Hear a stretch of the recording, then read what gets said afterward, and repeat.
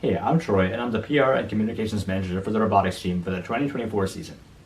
A lot of people seem to think that robotics is all about electronics or programming or working with hand tools. And while it does include all of those skills, there's also a lot more to it. Even if you're not much of a technical person yourself, there's many ways that you can contribute to our team. Our operations subteam, formerly known as our marketing subteam, encompasses a wide variety of skills.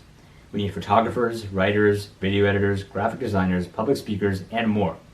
Even if you don't specialize in any of those skills, we can find something for you to do. All we need from you is your commitment and dedication to our shared success. The work of the marketing or operations team is essential to the team as a whole. Without the funds that the operations team raises, our team cannot register for competitions or acquire parts and tools for our robot.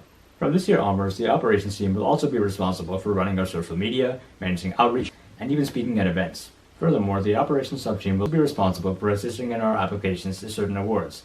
For example, the Impact Award, which has the ability to advance our team in the competition. This means the operations subteam actually has the ability to propel our team to district championships or beyond. In our team, every hardworking member plays a part in the team's success.